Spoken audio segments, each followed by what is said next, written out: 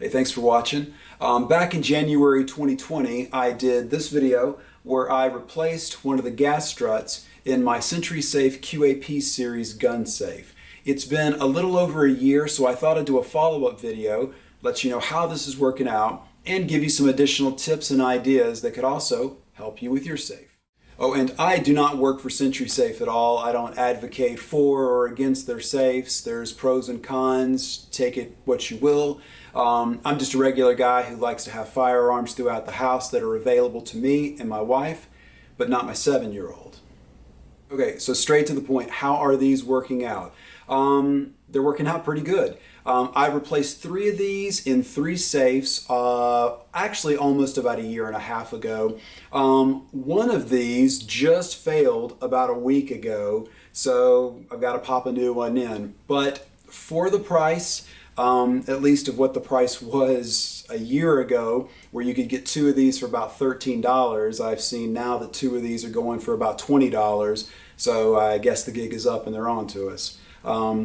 But pretty decent. They are a good option. All right, now for some additional tips and ideas of how to make your safe even more user-friendly. Okay, tip number 1, open your safe on a regular basis. This hasn't happened to all my safes, but I have occasionally had a safe where it may be a month or so since I've opened it, and it's really sluggish until finally the door will open up. So I would highly recommend that you open it right when you wake up in the morning and right before you go to bed at night. If anything, this is just a good maintenance check, and it makes sure that your batteries are still working. Tip number 2, speaking of batteries, do not use cheap batteries. Use lithium batteries, okay? If you cannot bring yourself to spend the extra $1 for lithium batteries, at least buy good quality alkaline batteries. Do not buy heavy-duty batteries and put them in your safe, okay? Your safety of having a working safe is worth the extra $1 that you will spend for lithium batteries. Okay, tip number 3, sometimes you just get bad gas struts. Okay, sorry, that's horrible. Okay, so look, gas struts are gonna wear out. That's just the nature of the beast, all right? And a lot of these replacement gas struts we're talking about are probably made overseas, so the quality control is maybe not so quality, maybe not so controlled, but they are a great option, and they're an economical option that do work. Not just for me, but many people that have watched the video and made comments have said, yes, they are working great for them as well. So just be aware of that. Okay, tip number 4, swapping struts is easy, okay?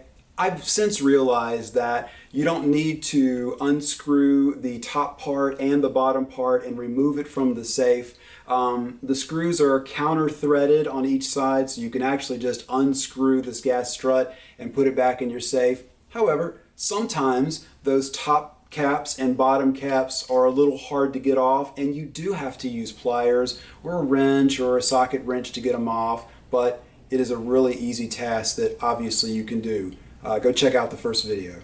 Number 5, use some neoprene and your safe won't slide. And your safe won't slide. All right, so a lot of you will probably use the 2-bolt option where you can put inside the safe to secure them to a shelf or something like that. For me, I like to have my safes out in the open in the house, but oddly enough, my wife is not so keen on me drilling into the nightstand. So what you can use is some neoprene, and I'll put a link to this in the description as well. This is about $12. It's really thin, but it's the perfect width, the 12 inches of the safe. You can cut it perfectly to fit, and it will protect your nice furniture, and your safe will not slide around on you. Number 6, swap out your compression spring. Now, the compression spring is the spring at the base of the gas strut, and it is another incredibly low cost and easy fix to help maximize the opening efficiency of your safe. Now, I found this 84-piece kit at Home Depot. I'll put a link in the description. It cost about $5, and you can easily find a spring in there to swap out your compression spring, or if you want, you can simply add another spring to that to kind of give your safe door a little more oomph in opening. Okay, the last tip is more of a lessons learned. I have scoured the internet trying to find different gas struts to be replacements for these SentrySafes without going to SentrySafe and paying what they want me to for that, but the gas struts are either too long or too short. So the original one that I used in that first video seems to be the most optimal and economical one that you can find. However, if you find a better option, please let us know in the comments below. I kind of look at those comments as like a community forum that really helps everyone who watches the video. So that's going to wrap it up for this video. As usual, thank you so much for all the subscribes and the likes and the very kind comments. I hope these videos help you out. Thanks a lot.